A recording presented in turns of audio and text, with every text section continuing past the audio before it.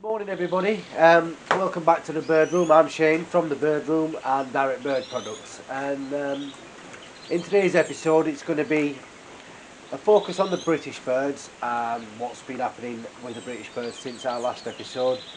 We'll have a look at the Canaries, explain what's been going off there, and also the Mules and Hybrids section, but you can't really expect much from the Mules and Hybrids this time of year, but we'll show you what's happening along the way. Also, we have some new birds in the bird room, so stay tuned and you can have a look at them shortly. Since our last episode, well, some of the birds, especially the greenfinches, have gone to nest already. I dress the flights as always this time of year, and the one morning I came out looking for the greenie hen in flight 4. Couldn't find her. Anyway, I looked in the nest and she'd obviously laid up with eggs. I've not actually checked if they're full yet, so I don't know. Hear all the noise in here. Anyway, since then I've had another 3 pairs lay. I did say in our last episode that one of the pairs were laid on the floor. So we have got a number of the greenfinches on eggs. For the rest of the British, not really much really. The linnets, they're just in the flight, they're not really doing anything at the moment, so there's a lot of action going on in here. I could see parents feeding the chicks. I'll try and get some shots of them as the episode carries on. Brambles, like I said, I'm not expecting anything yet. Chaffinches, definitely coming into condition really quick, like I said before. The ones that's in the flight now, anyone that keeps chaffinches knows the sound of a chaffinch anyway. They have a call in the morning, an early morning call, and it's fantastic to hear. And chaffies in themselves are really easy to keep and breed. But up in the live food now, you can hear a greenfinch cockmare striking up, calling for his hen bird, but she's on the nest. But obviously through breeding season, we've can't hear myself thinking here. With the brambles, chaffies, yellow hammers alike, all them type of stuff will need live food. So a regular supply of mealworms or pinkies, buffalo worms. Buffalo worms I'd mention, but I only give them in a frozen form. Personally, I mean I've had this story many a times. Buffalo worms, when fed to birds that's got young in the nest at like 2 or 3 days old, they eat the way out of the crop. Chaffinches. Other softbills, however, such as your dunnocks, birds alike, don't actually have a crop, so it's not the same for them. But anyway, we'll take a look at some of the birds, and then obviously I'll show you the. In fact, no, I'll tell you what they are first, and obviously you'll see them in the video. I wanted something a little bit different. I had a spare flight. I spoke to a good friend of mine, Rob Brown, and asked him has he got a pair of these, and he said yes. So what they are is a pair of bearded reedlings or bearded tits. The reason I've gone for them is just because they're not much different to look after through winter than what the other hard bills are. And they're not like the bigger soft bills where they need a ton of, say for instance with songthrush and blackbirds need worms and a hell of a lot of live food, mealworms and such like, but with these they're not half as bad, and they'll go pretty easy with a Bevo mix, a universal soft mix, soft bill mix that is, and they're pretty much easy to look after. So that's the reason I went for them, and the charming little birds, so let's take a look at them.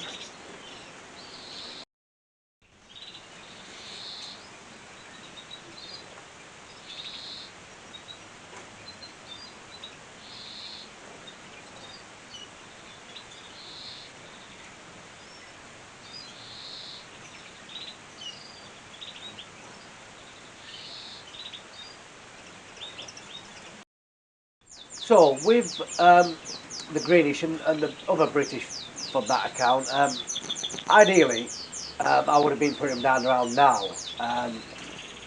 My only way of thinking, usually it's around now, is because I know as comes April, as a landscaper, the work is busy. But I think the birds will let you know when they're ready and take into conditions. Um, I finished my show in last show was in beginning of January, the first week in January. So my birds have been in a flight and they're getting the same conditioning as what the Canaries do.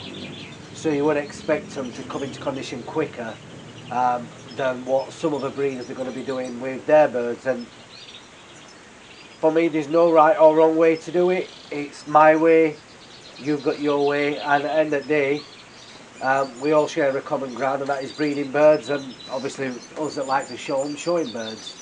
So all we can do is let them do what they want to do at that time. I mean, with the British, like I said, it makes no odds to me if this round was clear anyway, because it'll entice the cockbird to come into condition. I've got a few tricks to try. I mean, this greenie hen in this cage behind me, she's on eggs. 4 eggs, and the one below in cage 30, she's on 4 eggs today as well, which are going to be set later on. Um, it's just, I mean, I didn't do anything, well, I said not extra, but out of the ordinary than what I always do. Getting the same thing as always, soak seed. And I'll touch on a point on soak seed. If you compare a dry soak seed mix to a general conditioning mix, they look very identical, so you can understand why a conditioning mix or a soak seed would bring them into condition like a conditioning mix would. The only difference with the soak seed that we sell to the conditioning seed we sell, the conditioning seed itself contains a lot more flax, or linseed as people know it. Don't soak linseed because it sticks everywhere, and it'll get all over your cage and it'll be a pain in the backside to get off. And obviously the addition to the soak seed we sell that the conditioning seed hasn't got is mung beans. Um, Anyone that soaks seed with mung beans in know that they sprout really quick compared to the rest of the seed. But I mean, this I soaked yesterday and had it in the house. Even though the temperature is building up now, I could probably leave it out. And this, I've said it time and time again, that is exactly how you want it. Just chitting, where its sugar content, its goodness content is at its fullest. There's no point in giving it when it's too far advanced. I mean, well, there is. Don't throw it away. But the optimal point of soaking seed is as soon as it's chitted or broken the shell, and that is when it's at its best. And you will see, I give it to my birds every day. The ones with chicks now, I give it to them 2 or 3 times a day, just a little bit. I would say that much in an egg roll like that, and within an hour, maybe 2 hours, that's empty. So you can imagine why I try to get, especially with the Canaries, down in March where I'm not as busy. I can spend that little bit more time in here and give them that bit more attention. Sorry, my breathing's been terrible. I'm having to even carry my pump around me recently. It's all down to obviously cleaning the birds out of the mix, believe it or not. The change of weather really affects my asthma quite bad. So that's what all that is. Anyway, so that is a British section. Like I said, not really much happening. Um, I've still got another flight in here to do before the last pair of videos go down, but that's just trying to find time around everything else that's going off. And that brings me on to another point. Obviously, there's been days in the bird room over the last week or so where I've not spent as much time as I should or could with the wife and kids having COVID. So don't get me wrong, I'll be keeping out of the way of them, make sure I don't get it. But at the end of the day, kids need attention when the wife's sick, and obviously the baby's only a couple of months old, so she needs a lot of attention. But stress not, I'm still COVID clear, testing every day, and as this goes out, obviously, hopefully, I'm still COVID clear after obviously a week of the wife having it. the baby, and my daughter as well. She's had it, so but it never goes away, does it? Right. What we'll do now is look at some of the canaries and explain some of the canaries. Like I said, I've been a bit off the ball with certain pairs because of that, but in all, they're doing okay. Oh, canaries, right. Um, they're doing okay. They're doing okay. Can't complain. Well, I can complain. I bloody will complain. So, the pairings are paired up around 20 pairs. Um, 7 pairs of them turned out to be all ends. So that's 14 ends, or 7 extra ends if you like. Than I was going to have. Episode it was 3 or 4, can't remember, but now it's obviously turned out it's been 7. So, but it's not a problem. It just means the cockbirds that are the main part of the breeding program are going to be working a lot harder. Some of the birds are obviously only going down for the first time due to that. Obviously, mainly the middle sections of the birds. What can we do? We don't expect that many singing hens in one bird room at a time. That's all I can say. But we'll move on and obviously sort that problem out. Now we know that they are hens. Um, we'll deal with it. But problem is, um, I would say out of them, every single one of them are yellow hens. I mean, they were obviously buff to yellows, but that leaves me a self green buff cock short, which is, like I said, is going to be a busy boy for the one down here. And I've got a buff cock, which is, there's 2 main birds of our breeding program this year. It's a buff cock that Matt L gave me, which is bred by Gerald Spencer, and well, he's a yellow green or a self green yellow cockbird, which is one of my original ones that's bred the ones that I had this year. I was able to variegate, can't remember. I'll get him out in a minute and show you anyway. But he's well, they're the main 2 that I'll be running over 5 or 6 hens now, I'd imagine, rather than 3 or 4. But only because that, I believe the quality is better than some of them that I've got.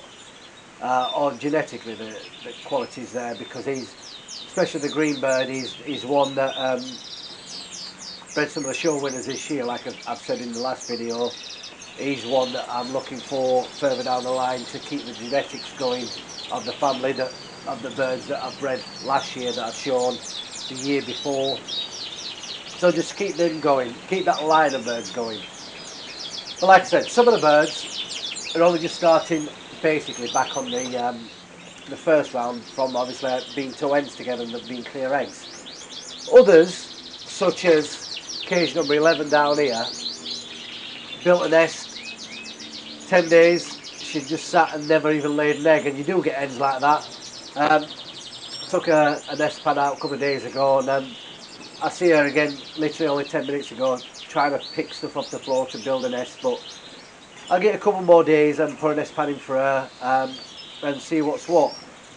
She's been treaded so many times by the clear buff cock, but to no avail. She's never laid an egg, so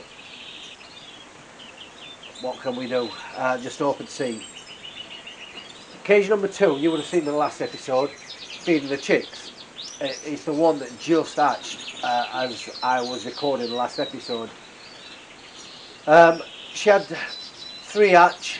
She let 1 die, so I was monitoring her, and as the couple of days went on, she slowed down with the feeding, to a point where if I didn't do something, then they would have just died. So what I did is moved them to another nest, a nest of greens, and one made it, one didn't. It's with they've been fed now, just about to leave the nest actually.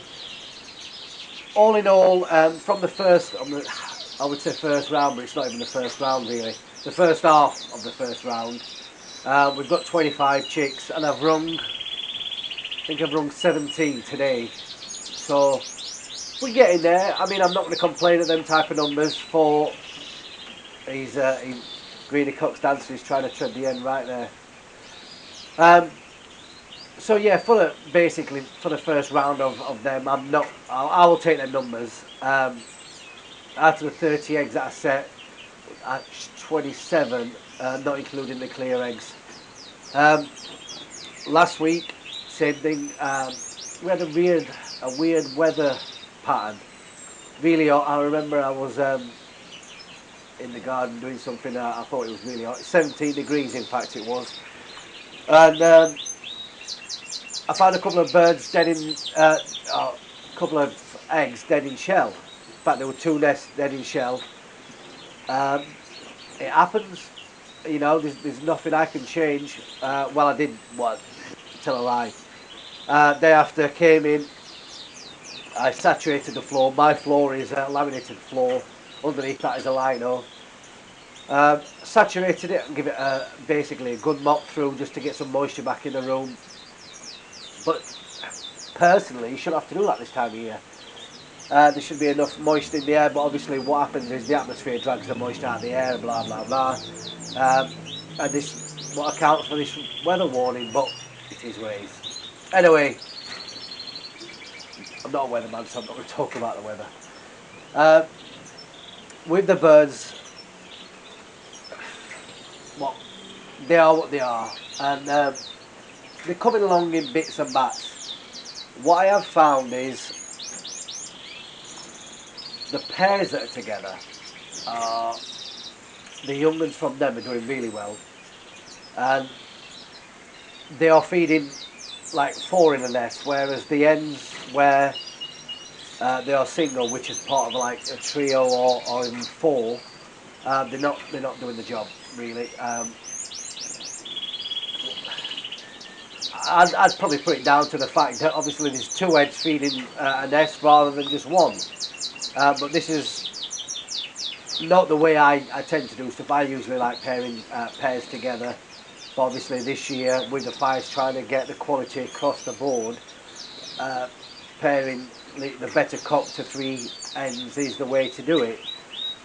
But I'll persevere throughout the year and see how they get on, and at least next year if I was to retain any of them, I know how they bred and how they fed and so on and so on.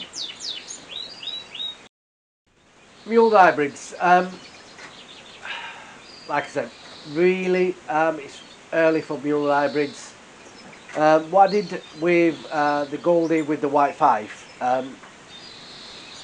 see her carrying around and stuff, so I put her an S-pan in, let her build up and lay eggs. What I wanted to see, I know the Goldie cock's not ready, I'm not that silly. His beak's still got black on it, but it'll be ready in the next few weeks.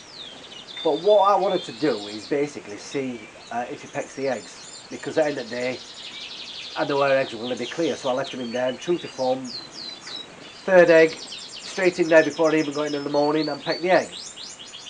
It just amazes me how they know, or they would feel the need to do that really. Anyone that breeds Goldies or Mules knows that Goldies, Siskins and I've had linnets do it as well. Why and how they feel the need to do it is beyond me. But when I put her back down, obviously, for the round with the Goldie, I'm going to be sure to take him out because I know he's going to smash the leg straight away. The other one that's down here with the Norwich, Cinnamon Norwich, same thing, not even expecting anything yet from her. Just not time, it's not ready for them, and I'm in no rush for them. End of the day, I would rather stagger my birds' breeding patterns than have all hell break loose in the bird shed and have like a full-time job on my hand, because it don't become an hobby, it becomes a job. And then the more work involves, you can't expect yourself to enjoy it as much. So just bear that in mind, anyone that wants to overload themselves with birds. It's meant to be enjoyable, so make sure you are having an enjoyable time of doing it, otherwise it's pointless. The greeny chaffy pairings, 2 pairings over there, nothing really happening with them. I mean, they are coming in condition quick. They are getting regular live food and mealworms now, daily basis. I I do find that the greeny cocks are taking more of the mealworms than the actual chaffy hens, but even better because when they, should they, touch wood, have chicks, then he'll feed them to the chicks. So win-win situation all round, really. The greeny bully, same, not really anything happening with them yet, but same thing, I don't expect it to either. It's all in time that the birds will go when they're ready, although some are ready earlier than others. But like I said, I'm not too worried about any of that at the moment, and with what I've got and with the time I've got coming up, it's enough to manage me for this bit of time that I've got. It does bring us to the end of today's episode. If you have liked it, make sure you subscribe to obviously see the future episodes. Future episodes we have got already. A friend of mine, Chris Harrison, I've mentioned him a few times. Over the last few months we've become quite good friends, and he doesn't show birds really. He's just started showing birds. Well, he's shown at one show. And obviously he's a really good lad, so I will be going over there to film at his. He keeps British birds and a few other bits as well, and I've been following his progress through building his new bird room and flight, so it's brilliant to see and obviously share with you guys. Anything you need regarding your birds, you know where to go, directbirdproducts.com. We've got everything on there plus a lot more, like I've said before. So yeah, that'll be it for today, and I will see you in a couple of weeks' time. Hopefully, more progress from the Canaries, maybe from the British birds, and maybe the golden mules might have got ready to pair up properly. I mean, looking at that golden cock now, he's just almost clear on this one with this Norwich. So we'll see in future episodes. But anyway, thanks for watching. I will see you in a couple of weeks. Take care.